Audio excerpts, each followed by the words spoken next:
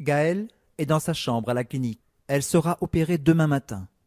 Il est 18 heures. Sa fille Ariel l'a accompagnée pour cette dernière soirée.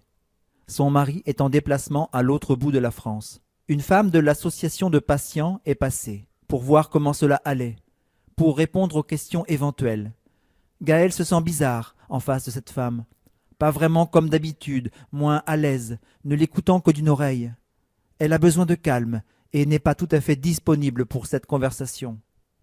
Ariel, elle aussi, n'est pas comme d'habitude, pas si spontanée. Gaëlle le sent bien, mais n'arrive pas à entretenir une conversation qui, du coup, se fait par bribes. Ariel passe beaucoup de temps sur sa messagerie, à envoyer des messages et à en recevoir. Gaëlle a éteint son portable. On frappe à la porte. C'est le chirurgien qui fait sa visite. Entrez. Bonsoir Gaël.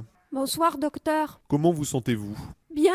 Un bien un peu sec que le médecin repère tout de suite. Oh, voilà une femme inquiète qui n'est pas comme d'habitude. Non, non. Porte fermée, pas la peine de discuter.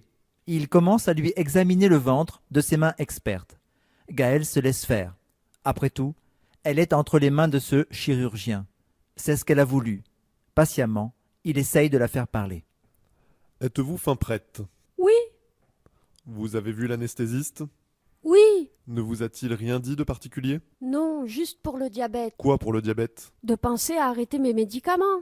Après l'opération? Non, avant. J'ai arrêté la metformine hier matin. Et donc? Et il verra avec moi après l'opération si je dois les reprendre. Je ne sais pas si ça va être possible. Qu'est-ce qui ne va pas être possible? Gaëlle se met à pleurer. Gaël, vous avez un doute au moment de l'opération. C'est normal, hein. Vous vous demandez si vous faites le bon choix. Ce d'autant qu'il n'y a pas de marche arrière. Oui, mais non, je la veux cette opération. Je ne veux plus être comme je suis, trop grosse, toute cette peine. Mais mon mari n'est pas là, ma fille est inquiète. J'ai peur de pas me réveiller, alors? Alors vous vous dites que votre choix est vraiment difficile à faire. Tout cela est normal, hein. Je ne connais aucun patient qui n'a pas le doute avant de faire le grand saut, même les plus motivés. Le docteur est maintenant assis au bord du lit, proche de Gaëlle. Il met sa main sur la sienne.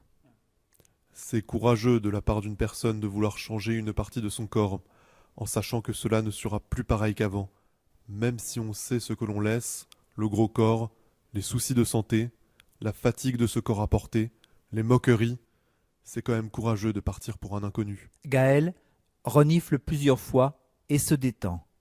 Le médecin lui prescrit un médicament pour mieux dormir. Le matin de l'intervention, Gaëlle pose une question. Docteur, ce ne serait pas plus simple de faire une sleeve? J'ai réfléchi au pour et au contre du bypass et de la sleeve. J'ai un doute.